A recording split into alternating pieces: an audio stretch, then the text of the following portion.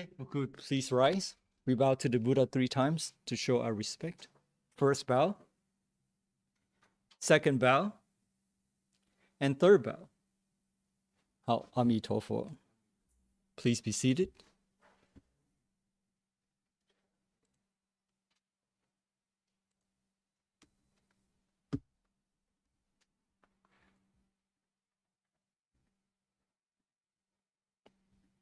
Okay.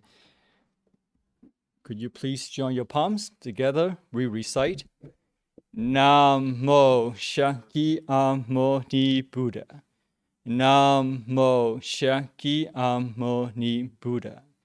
Namo Shakyamuni Buddha. The unsurpassed, profound, and wonderful Dharma is difficult to encounter in hundreds of millions of eons.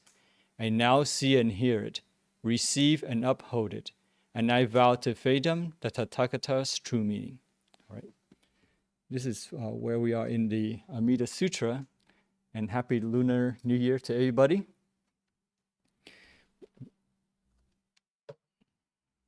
Okay.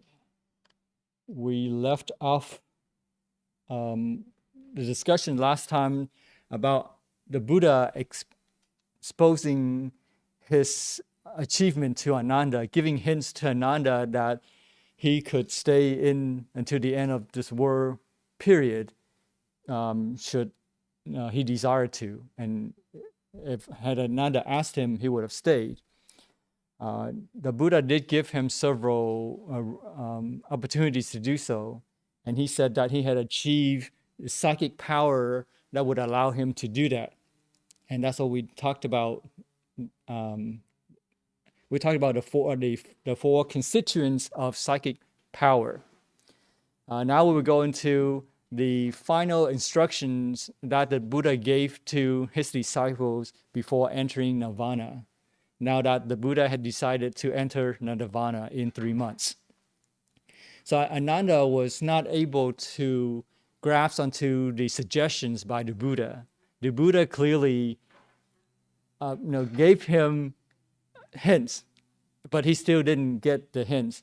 And I counted up, it was a total of 33 times that the Buddha told Ananda that he had attained the psychic powers that would allow him to stay on much longer. But for some reason, every time Ananda would not respond. Don't know why, but he did not respond to the Buddha's suggestion. So when he was not able to do that, the Buddha would say, okay, well, they got to a place after he mentioned that Ananda didn't reply. The Buddha said, well, go do as you wish. So he went and set another location nearby. So at that time, the Buddha was alone, and the Buddha was approached by Mara, and Mara, the evil one, reminded the Buddha of his past promise that he would leave this world after training his disciples. And so, when I read this part of the sutra, I felt kind of strange to me, because why should Ananda be the one to represent all sentient beings to make such a request for the Buddha to stay in this world and then fail to do so? Not only once, but on multiple occasions. I counted about 33 times that the Buddha repeated to him. So I found that kind of strange. And it also seems to suggest that the Buddha left this world and the benefits of all sentient beings were lost all because of one man's failure. So I found that kind of strange. And why should the Buddha allow Mara to influence his mind to enter nirvana? Because here you look at the Mara approached the Buddha and said that, may the blessed one remain, be happy for the benefits of those sentient beings. But if you remember, some time ago, you didn't make a promise that after you taught your disciples that you would leave this world, you would enter nirvana, right? So why would Mara, why would the Buddha allow Mara to influence him like that? So I found that kind of strange. But I'll reserve my conclusion at the end, towards the end there. But let's continue because there's a lot of interesting information from the Buddha, what the Buddha is trying to teach his disciples towards the end of his last days. So Mara did eventually come to remind the Buddha of his death. So it wasn't really necessary for Mara to remind the Buddha. But anyways, that's what the sutra says. So I found 3 strange things about this sutra. First was that Ananda felt on many occasions to ask the Buddha to stay on much longer. And that Mara had to remind the Buddha of his past promise. And then thirdly, the Buddha seemed cold-hearted, leaving sentient beings in a time of need. So I don't know, when we read the sutras, these sutras have been transmitted to us over thousands of years, right? Some could have been added, some could have been deleted. So we should understand the spirit of the sutra, right? And not the literal words, because we may lose the essence of it. Because the accuracy you cannot guarantee 100%. Over thousands of years, especially starting with oral transmission, you don't know what could have been added or deleted. So when we study sutra, it's not just mechanical study, just read a text and then follow without thinking. We have to think for ourselves.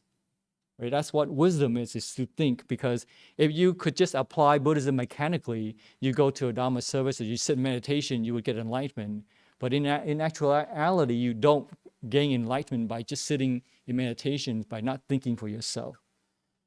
So I think this should be a reminder that when we read something, we should kind of bounce off our logic as well as our understanding that, is this really true? Does the Buddha, did the Buddha have to be reminded by Mara? And why did he leave this world when there were other people needing him, right? But anyway, let's continue. It's kind of hard to determine what may have been deleted or added. But it is still worth exploring because it contains very interesting and helpful instructions for our cultivations from the Buddha. Okay, so in this case, the Buddha did acknowledge that, yes, I did make that promise in such and such, that after I have taught my disciples, and I will leave this world. Okay.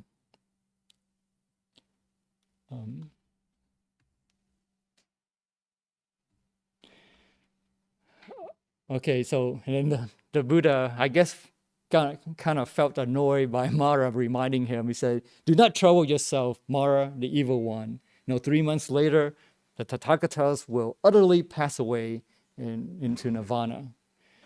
And then after that, when he made that, there were tremendous earthquake, 8 times. The earth, shook 8 times.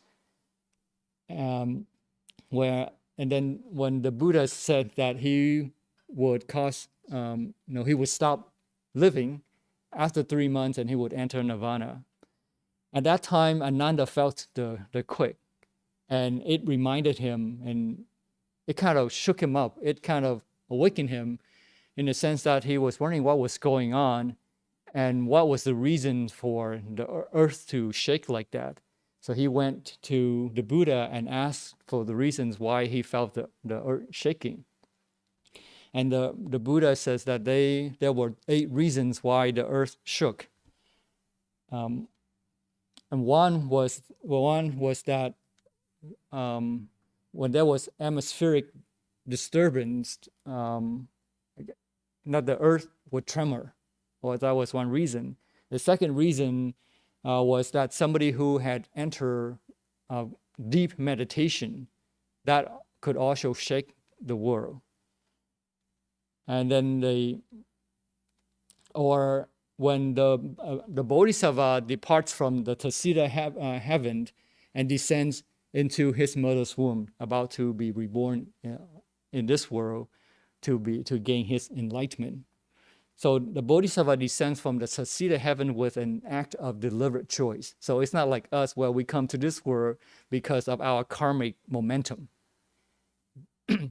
But a Bodhisattva who is about to gain enlightenment to become a Buddha for the sake of all sentient beings, he comes to this world because of his vow, right? His deliberate choice to be here. So with full consciousness, he enters the womb, remains there for a period of gestation, and is born. So unlike us, we come into this world deluded, and then come out in this world deluded. So the whole process, we are deluded. In the Nikaya, it's talked about the consciousness of a bodhisattva and compares to his other disciples. For us, we are unconscious the whole time, from the time that we enter to the time that we're in the womb to the time that we exit the womb. That's ordinary. For his 8 great disciples, they enter the womb fully conscious, and they remain in it and come forth from it unconscious of the past. So after they have been born, they completely have forgotten about the past. The 2 chief disciples, Sarupatra and Moggallana, enter the womb fully conscious, but they remain in the womb conscious as well. But when they exit, they lose their recollections of the past. The Buddha, however, in his last birth, enters the womb, remains in it, and comes forth from it with perfect recollections of his past and fully conscious of his future greatness. So if he is conscious of his future greatness, he wouldn't have to be reminded by Mara. And he came from the right side of his mother without pain, and many celestial beings in his attendance welcoming him in this coming to this world. According to Asvaghosha, in their Sarvastivadin, when Queen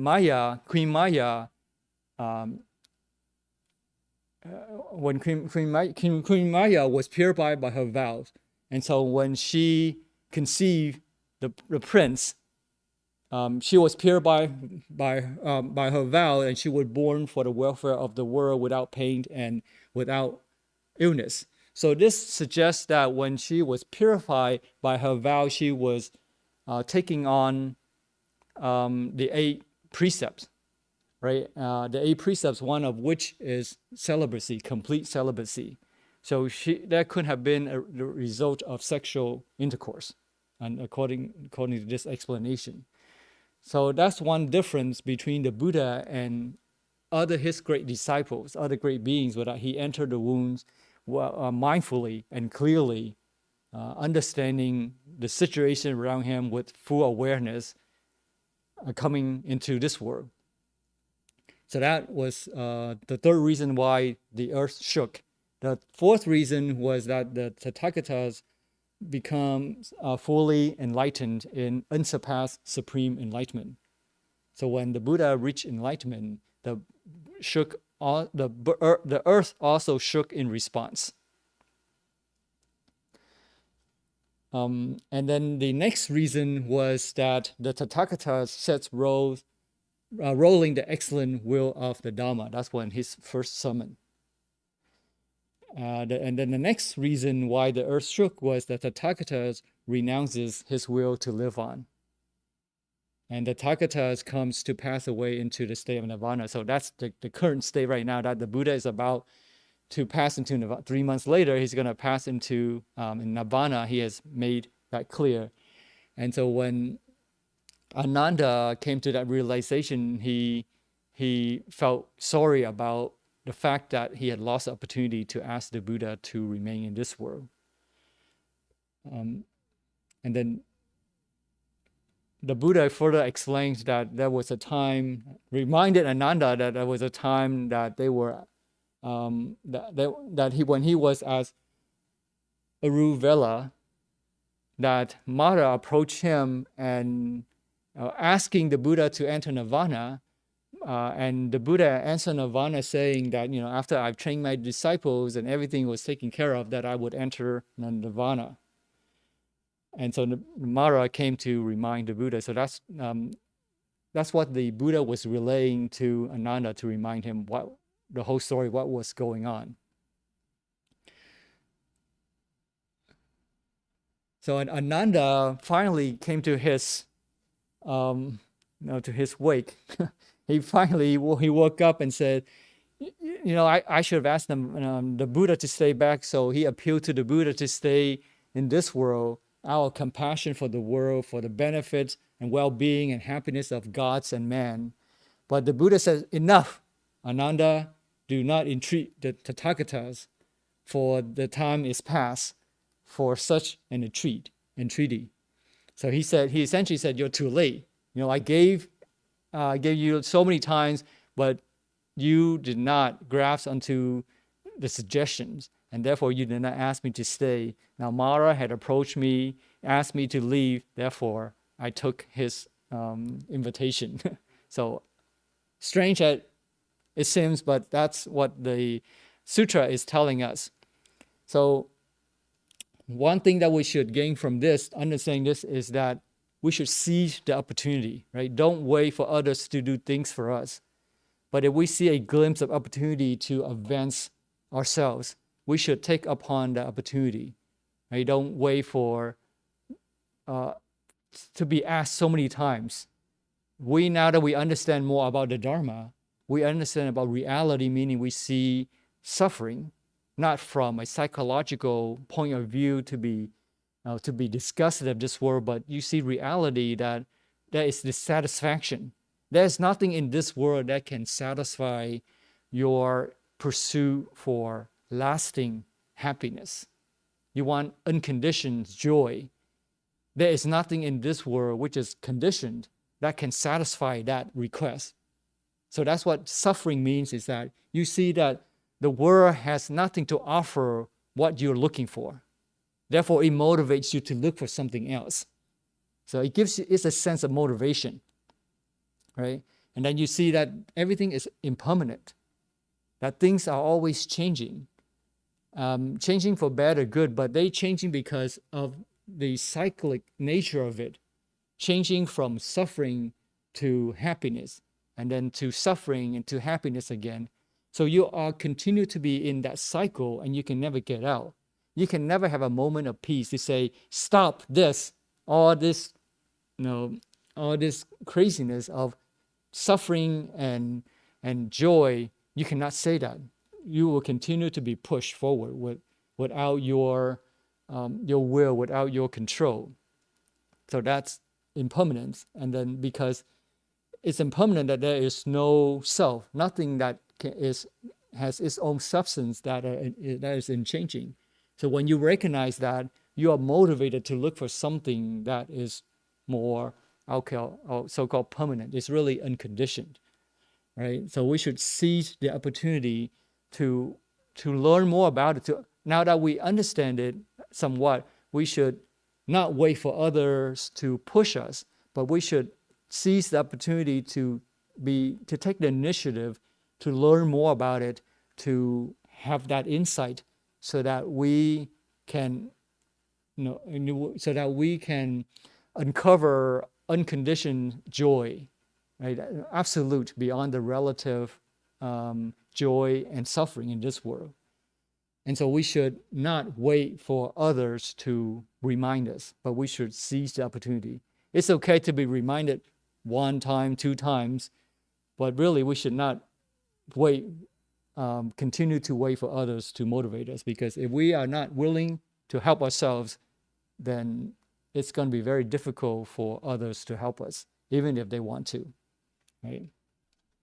So that's what the Buddha is telling Ananda here, is that you're too late.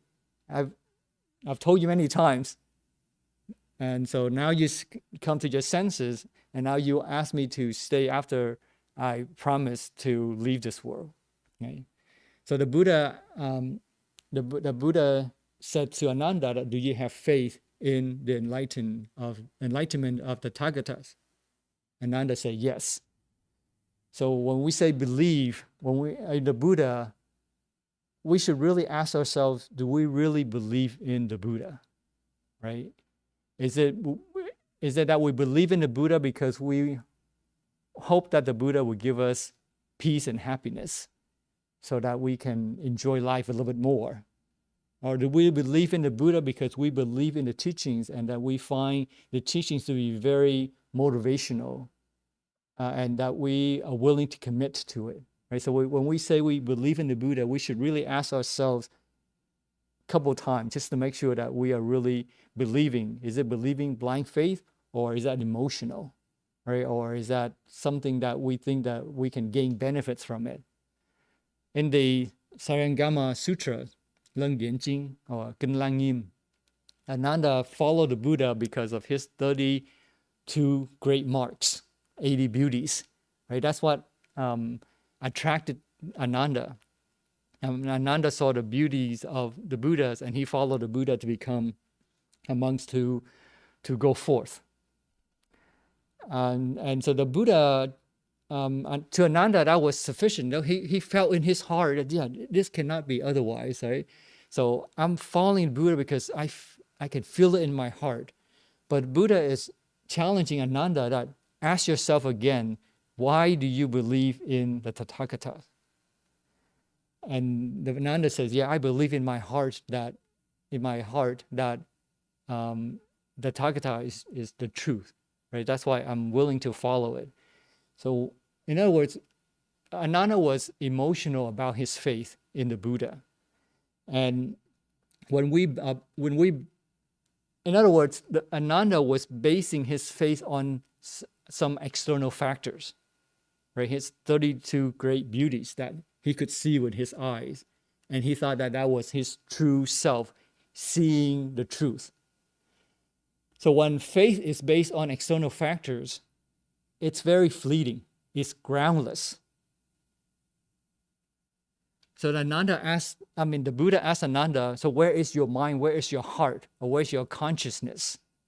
And he said, well, it's inside my body. He gave like 7 different answers, of which he said inside the body, outside the body, in the middle, just behind the eyes. And all of his answers were wrong. And the Buddha proved to him that it was that his answers were wrong. For example, inside the body, he said that if your seeing was inside your body, then you would have seen your internal organs first, just as if you were inside the building. Before looking out, when you look out, you will see all the chairs, the tables, the walls inside this building before you see external. But the Ananda could not see his internal organs. Therefore, he disproved to Ananda that his seeing, his mind, was inside the body. Or he said outside, okay, he changed his tactics. Oh, you know what? I meant outside the body. That's why I could see the things on the outside. And then the Buddha says that, well, if you are outside the body, just like if you're an object, a light outside the body, it would be separated from the body. So if your mind was outside the body, then you would not have any feelings. Then you would, your feelings, you would not have any kind of correlation to the body. But you could still feel when you were hungry, you could feel hungry. Because if the two were separated, like you and your other person, your peers, are separated. So when they eat, you cannot feel what that person's feeling, right? So when the mind is outside the body, then there is separation. So that also disproved Ananda's claim, and so forth. So he went on for like 5 more times. So here, what I'm trying to say is that when we come to Buddhism and we, without understanding the principles, and we have very strong emotions about Buddhism, we should stop and really ask ourselves, is this really faith that is grounded, or is that emotionally based? Because without a clear understanding of the Dharma, and we are so strongly attracted to it, there's also a chance that we have a strong repulsion, right? In other words, when we come to Buddhism thinking that it can meet our needs, and we're so attracted to it, at some point when it does not meet our needs anymore, our egoistic drive, right? Our egoistic pursuit for something that the Buddhism can give us, we will repulse. This makes sense, right? So we come to Buddhism because of strong emotion without clear understanding of what Buddhism is. We are just as susceptible to repulsion, right? So we, especially when our needs are not met, that's called blind faith, where you come into it thinking that it can meet your needs. But when you find out that it doesn't meet your need, your egoistic needs, then you will drop it like a hot potato. So when our six senses interact with the six phenomena or factors, we create six consciousnesses, right? The seeing, the hearing, the touching, the tasting, the smelling, all those six consciousnesses.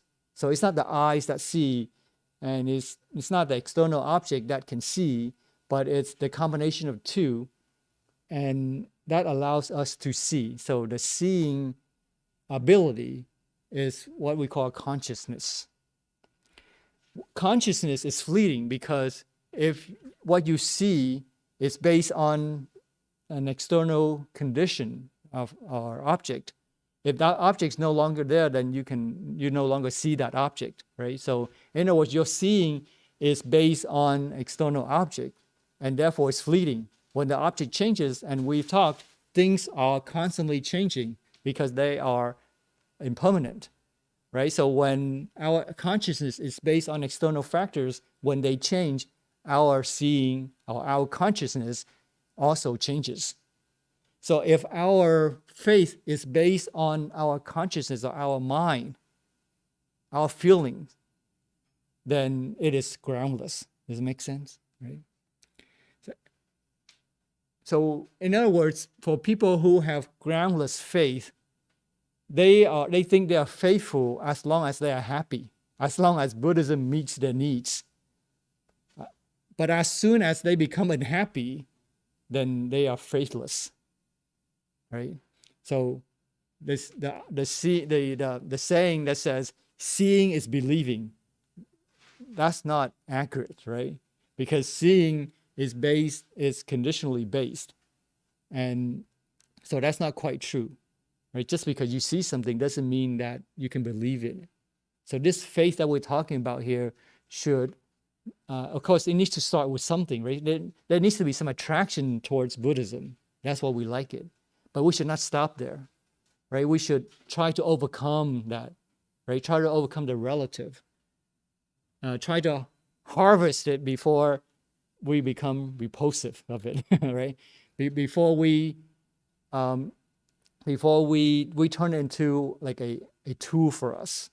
You know, Buddhism now, we turn it into a tool that meets our demands.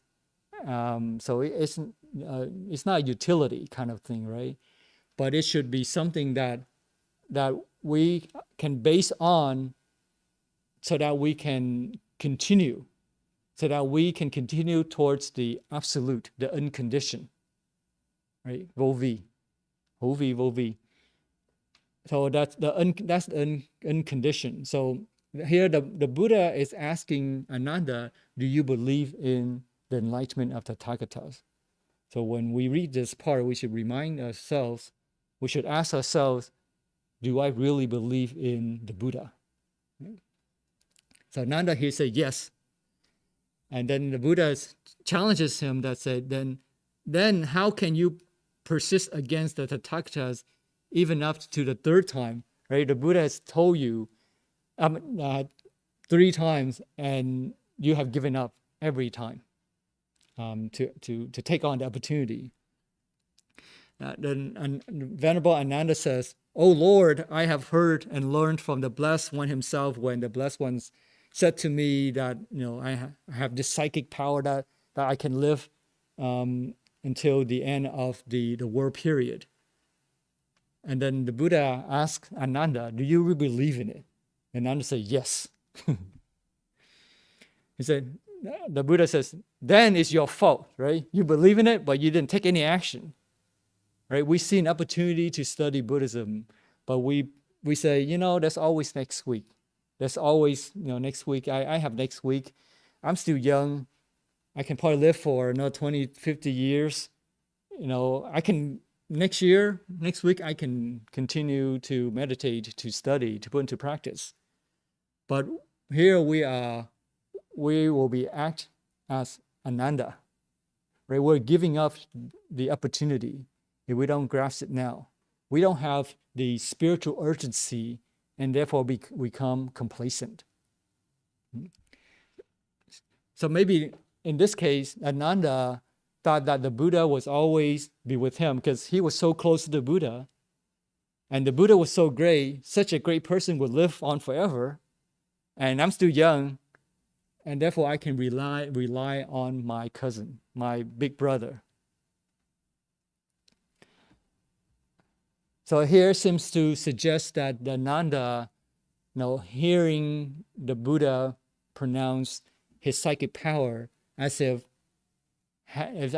not having heard at all. So something was going on in Ananda's mind that distracted him. So here, I think another lesson that we should extract from this is that it is not easy to recognize the Buddha. We see in paintings and even like the scriptures describing how adorned the Buddha was, how he was in nice clothes, nice robe, very well dressed, and so we have in our imagination of what the Buddha looked like when he was alive, but that may not be the case because he didn't care. When he could be in his old robe, right? Whatever that he could find, and we may have easily passed him for a beggar if we didn't recognize that. In other words, if we are not spiritually minded, and the Buddha appears in front of us, we will not see him as the Buddha.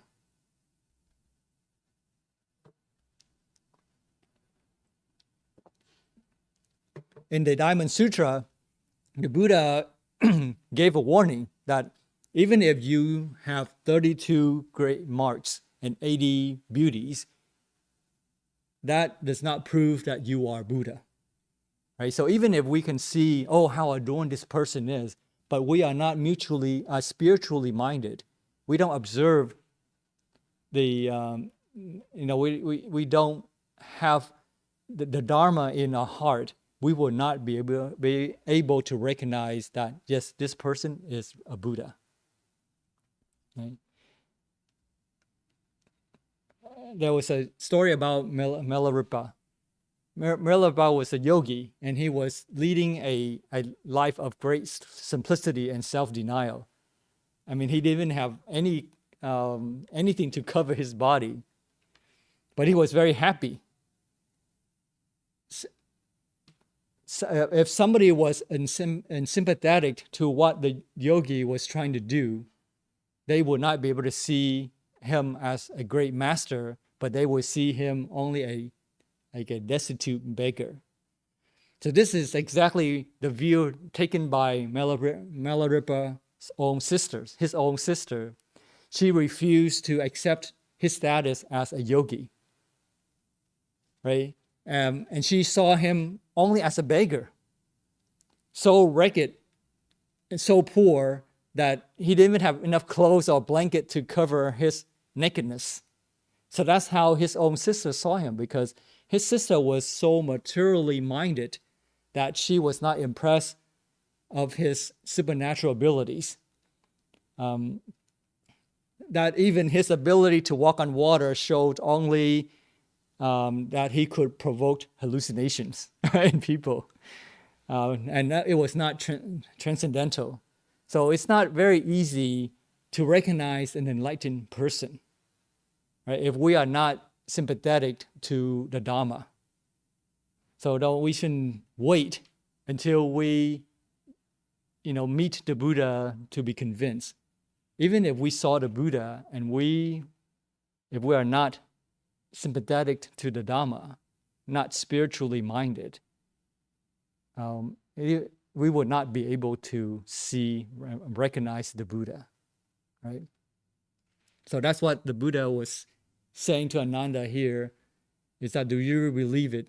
If you believe, you fail. So Ananda was with the Buddha, but he failed to recognize what the Buddha was trying to communicate to him, right? So the Buddha says, Ananda, the fault is yours. Herein you have failed. You have failed to make the request. So if we study the Pure Land Buddhism and we fail to be reborn in Sukhavati, the Western Pure Land, in this lifetime, then we fail to seize the opportunity, then it is our fault, right? It's not the Buddha's lacking compassion or ability to help us, but it is our fault. We did not seize the opportunity. We did not recognize the importance of the teachings, and we have lost our spiritual urgency. And we wait, and then we become complacent, right? So we should understand the criteria for rebirth in Sukhavati. Not many people understand the basic criteria, based on the fact that not many people can be reborn in Sukhavati. If they all understood the criteria, they would have been able to reborn in Sukhavati, right? So we can conclude that a person who doesn't understand the basic criteria for rebirth in Sukhavati does not understand the criteria. Whoever is not reborn in there, cannot be reborn there, does not understand the criteria. So it's not just about chanting Amitabha. Some people have the impressions that if I were to shut myself out, and stay at home and chant Amitabha all day, I will be able to reborn. It's not that, because that's not the basic criteria. It helps to support your levels of rebirth, but it may not guarantee your rebirth, right? What can guarantee our rebirth? We have to go back to the basic criteria. The basic criterion is to have joyful faith. You really want to go there. It's like you could feel the pull, that if you were just to let go without any kind of worldly constraints, if the world has no constraints on you, you would just shoot in that direction towards the west. But because we have obligations, so we're trying to untie all the knots. So we're busy untying all the knots, but at the same time, our mind is towards the Western Pure Land. So we should be able to feel very joyful. Yes, I'm going to be there. There's nothing that there's nothing and nowhere else that I'd rather be. I want to be there. That's joyful faith, right? And you can feel the pull, and at the same time, you're pushing yourself. As opposed to people who may be chanting Amitabha, but Amitabha may be pulling them, but they're not pushing themselves. In fact, they're pulling back, right? Amitabha is always willing to accept us, escort us. So that's the pull, if you will, right? He's inviting us, but we don't want to be invited. So that's the problem. And of course, we have to say, the final say, where we will go, right? So if we don't have joyful faith in our heart, then it is very difficult for us to want to be there. And we should ask ourselves, are we willing to trade the world for rebirth in Sukhavati? In other words, if our assets increase or lose in value, does it impact our joyful faith? Again, it comes back to what we just discussed. Is our faith based is grounded or groundless? So whether your assets increase in value or not, it has no bearing on your joyful faith, right? It should be that independent.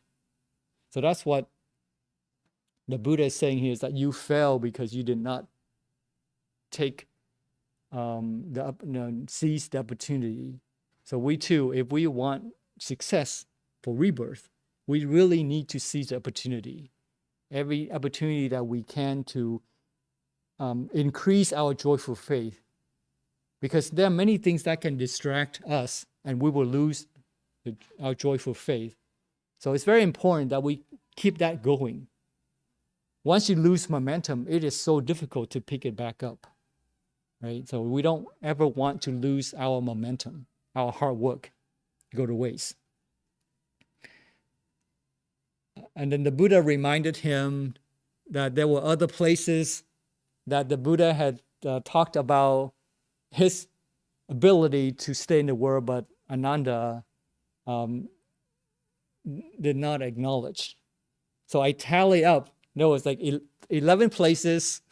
Each place the Buddha mentioned 3 times, so 33 times that the Buddha talked to Ananda. And every time Ananda did not ask the Buddha to stay back. And now that Ananda realized what was going on, the Buddha said, it's too late. He said, but you, Ananda, were unable to grasp the plain suggestion, the significant prompting given you by the Tathagatas, and you did not entreat the Tathagatas to remain. So it's your fault, Ananda. And yet Ananda, and then the Buddha tried to calm him down, trying to soothe him, but say, no, I've been teaching you all these principles. Have you learned anything? Right? I've taught you about suffering, about dissatisfaction in this world, that impermanence, that you should observe that. It's not me staying back that can help you, but your understanding of the principle is what's going to help you. And we should too. It's not about praying to the Buddha, but it's more than that. We need to pray to the Buddha. We need to bow to the Buddha to resonate with him. But at the same time, we have to earnestly learn the principles. And otherwise, when we encounter conditions, the world, and we don't have these principles in our heart, in our minds, then we can easily encounter pain and suffering, separation, severance. Right? We have attachment, things will change, and we're trying to hold on to those things. Of course, we are going to encounter dissatisfaction, suffering. This is expectation management. Right? We should know what we're getting ourselves into and the possible outcomes. For example, if you want worldly riches, there's nothing wrong with that. Just be prepared to deal with the worldly competition, with other people's jealousy of you, of what you have. That's what Milarepa, in one of his songs, he said, I feel happy because I have nothing, because nobody's jealous of me. Nobody will ever try to take things away from me because I have nothing. Therefore, I'm happy. So if we have worldly possessions, just be mentally prepared that there will be people who are not going to be happy with your possessions, with what you have. And that may, if you don't know how to handle those things, it may lead to frustration, But if you have worldly riches, it may lead you to more worldly riches, or it may lead you to more frustrations, right? But if we pursue spiritual liberation, we should also have expectations too. That we should be prepared to challenge the ego. Right? So it's not just about sitting meditation or chanting Amitabha all day. If we are serious about spiritual liberation, we have to challenge our ego, right? We have to be diligent in observing the precepts. We have to be diligent in our practice of meditation and try to learn the principles, apply the principles to gain more experience, to have deeper insight so that we can uncover our wisdom. When we have wisdom, we follow the traditional path and we have wisdom, it helps us to see things clearly. It gives us insight. For example, it's not mechanical, but there needs to be an active part in us in opening up, uncovering wisdom. For example, it doesn't going to a monastery doesn't automatically make you happy, right? Or going shopping doesn't mean that we are doomed to suffer, right? So the monastery or the mall can make us happy, but we need to have the capacity for happiness first. In other words, if you don't want to help yourself, nobody is going to be able to help you. So to be happy, it's not about going to a monastery or going shopping. Either one of those things can give you happiness. But the fundamental thing here is that you need to have the capacity for happiness. Right? If we mismanage our expectation, thinking that the monastery can give us peace, or the shopping malls can give us joy, then we are at its mercy. We are at the mercy of those things. We become dependent on them. Does it make sense? Right? You come to a monastery thinking it'll give you peace, and then but if you have no capacity for peacefulness, then you will start to see things that are distracting to you, things that will frustrate you. This person, the way he looks at me, the way he treats me, this cushion is not soft enough. Things will be frustrating to you because you're depending on it and you have no capacity to absorb the roughness of the world, right? Or you go shopping, if you shop and you have joy in shopping, that's okay, but just be prepared that you are at its mercy and that it will make you unjoyful, right? So when things don't meet our expectations and we have no capacity for happiness, then we will feel frustrated. We forget about conditionality. We forget that things are impermanent. There is not a permanent source of happiness that we can find in something else. So we should understand that without the proper conditions, we will not have happiness. If our mind is not fertile for happiness, no matter how many seeds of happiness you put in, they will not grow to happiness. Does it make sense? Right? For example, like marriage. People often when people decide to be married, they're looking for happiness, right? All right, but then you see that there are a lot of divorces and unhappy marriages. So it kind of goes against what they were looking for. And the reason is that the person, one forgets that he or she has the capacity for happiness and that he expects his significant other to give him happiness, or she expects her significant other to give her happiness. That he has forgotten that he has the capacity for happiness. When he expects the other person to give him happiness and the other person cannot give it, and they cannot give each other, they are expecting. When there's too much expectation of each other to give happiness, then it leads to violence and unhappiness. because it's all about selfishness and grasping, right? I'm expecting you to give me this. So people coming into a relationship expecting others to, to meet the expectation, then that is just going to lead to problems. Right? So it comes back to expectation management. Know what we're getting into.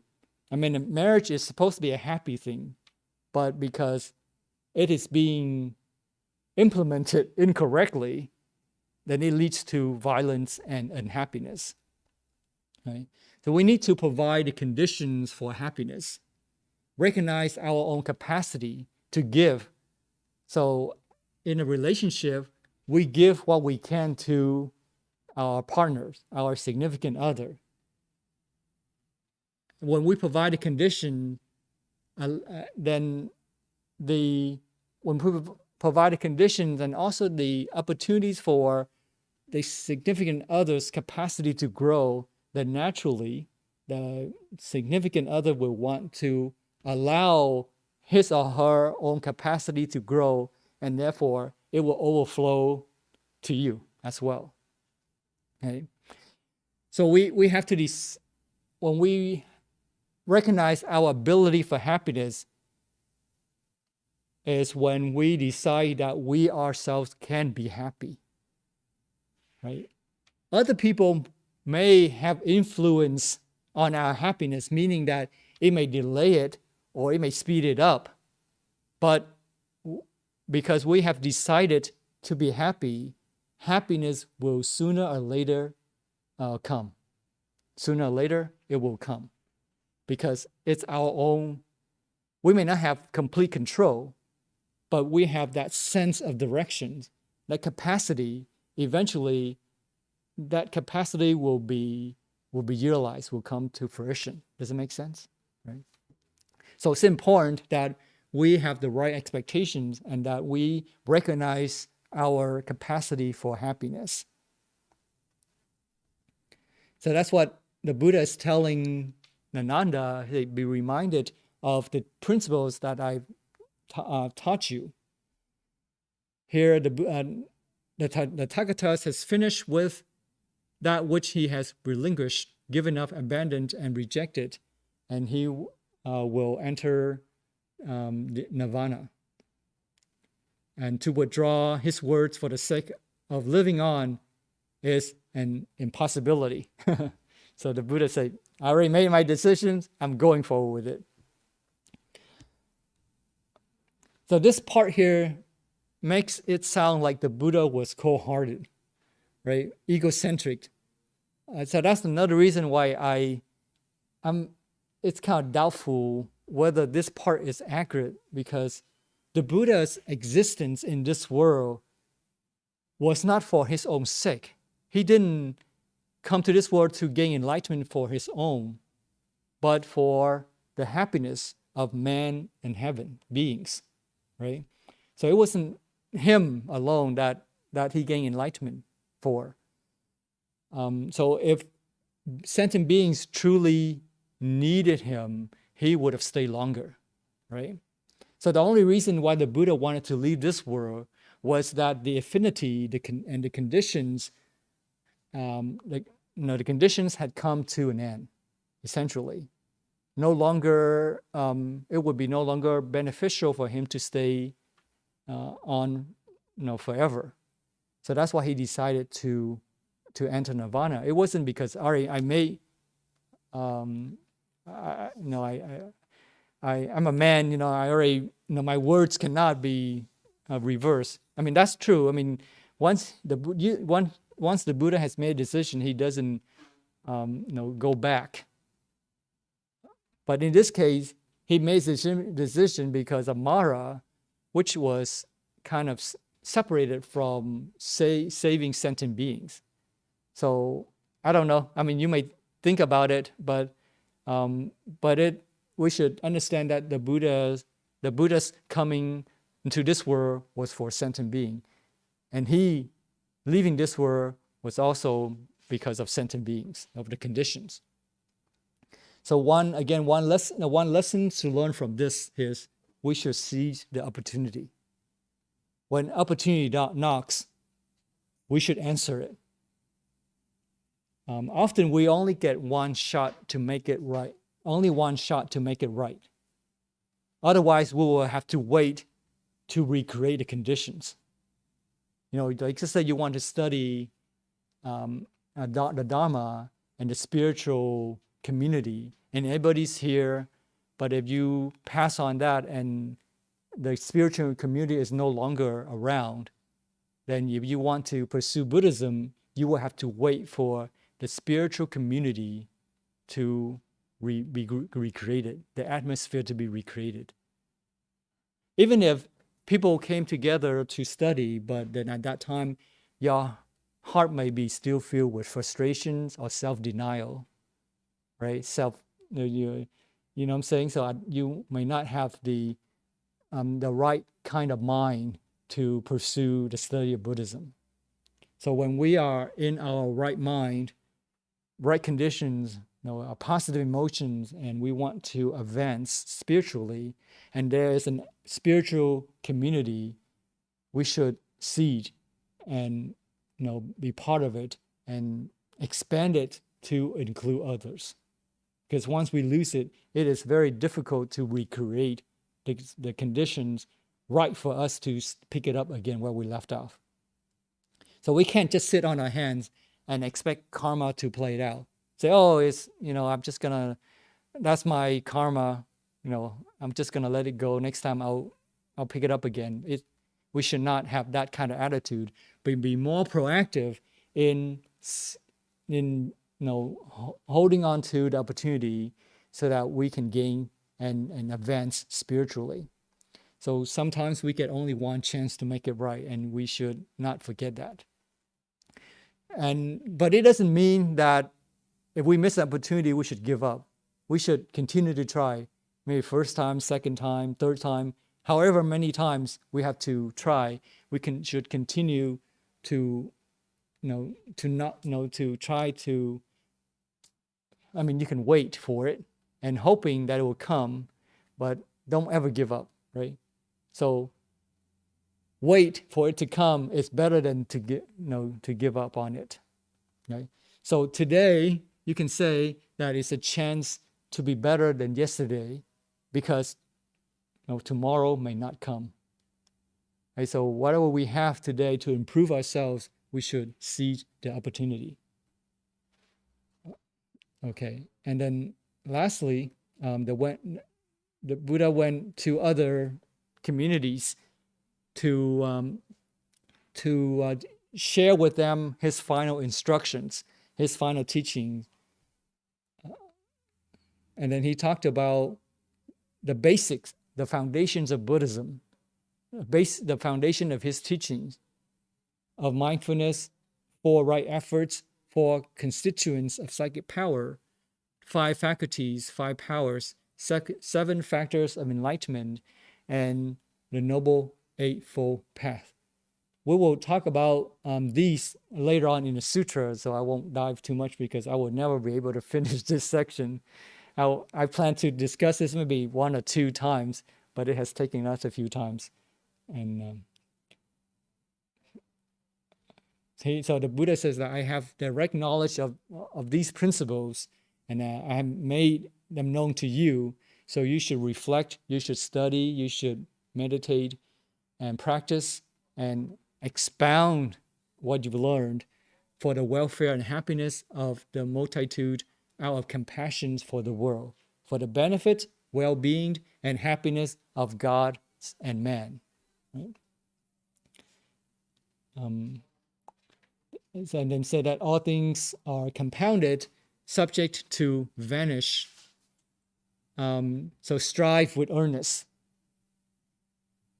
Nirvana is near. 3 months I will enter nirvana. Lifespan left is short, so rely on yourself alone. Be earnest, be mindful, and virtual pure. So have firm resolve. Guard your own mind. So essentially, the Buddha's last teachings, instructions to his disciples.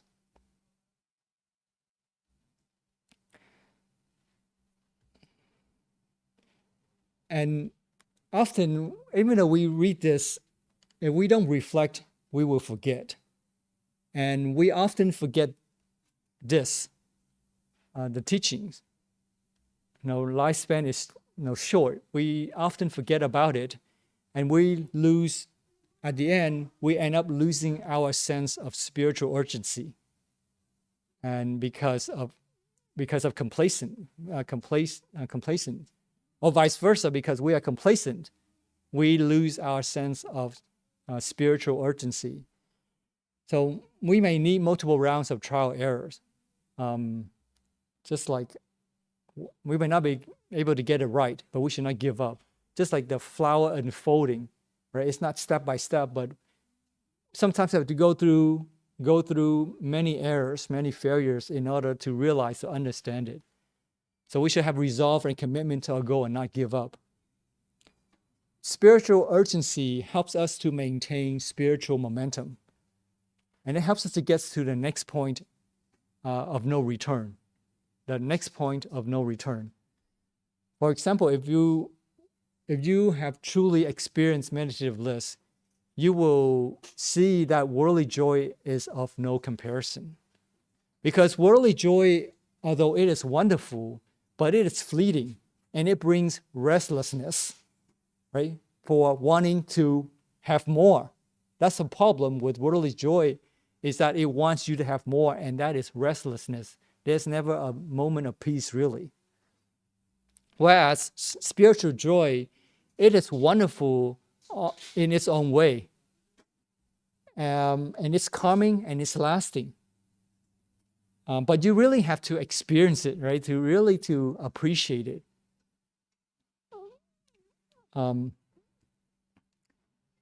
Just like medicines, let's say you have high blood pressure. If you don't have high blood pressure, you will not appreciate what a good diet means. But if you're a person with high blood pressure and you have exercised or you have eaten right, you realize that your high blood pressure level has gone down and you can maintain it, you're going to start to advertise, share with your friends, right? Do this, it's good for you, good for you. But if they don't have high blood pressure, they will not appreciate what that means. So similarly, without having experienced meditative bliss, one would not be able to appreciate what meditative bliss is and how greater it is compared to worldly joy. Right? So hopefully we won't lose our way as we go through the trial and errors, but we should at least not wandering off too far off our path to avoid regression. Okay. All right. Finally, the Buddha talked about the traditional method of cultivation, noble virtue or precepts, concentration, wisdom, and liberation. So this is the traditional cultivation process, observing the precepts. Observing the precept is not restriction, but to emulate the behavior of a liberated sage. That's their normal behavior. So in a way, when we observe the precept, we are reverse engineering the life of a sage. We're trying to apply it to ourselves so that we can understand how we try to understand how to incorporate it to become liberated like them. But until you actually experience the freedom of precepts, you will not be convinced that it is liberation, right? So once you realize the benefits, you will want to, you will no longer see the restrictions. So, and then wisdom is to have clarity to experience liberation, essentially. Wisdom allows you to enhance your experience of liberation. And then liberation, once you reach there, it reinforces the observing of precepts, observing the precepts, meditation, and wisdom, so you can see the virtuous cycle. Okay, then lastly,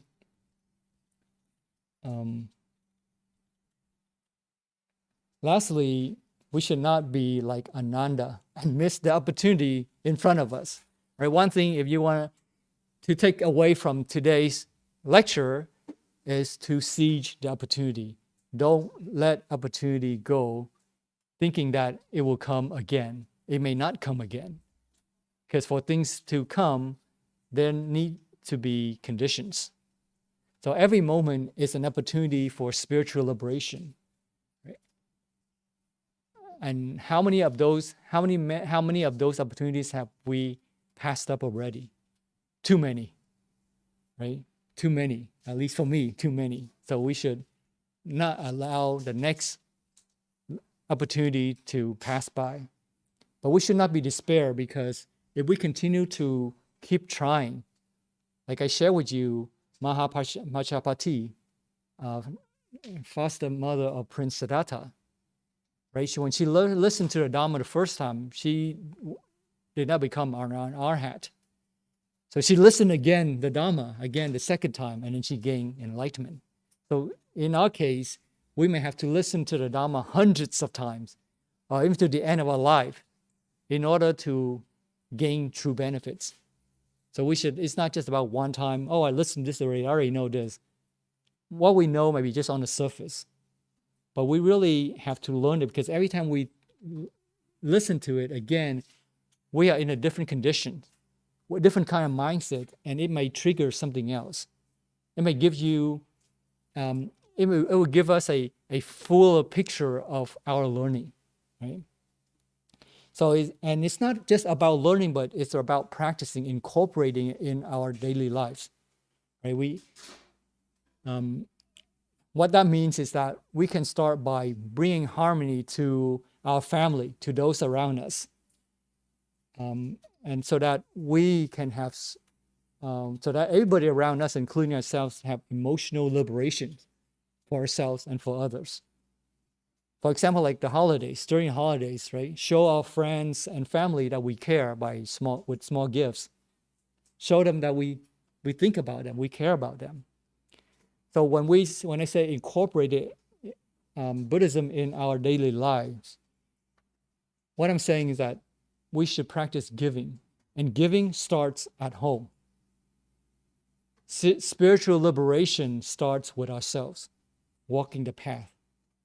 So when we practice mindfulness, it doesn't stop when we walk out of the meditation hall, but we should continue to have that awareness, aware of what's around us, aware of other people, and show that we care about them, right? Show that we think about them. It's not just for ourselves, right? So again, don't be like Ananda in this case, but seize the opportunity. Okay? All right. Any comments?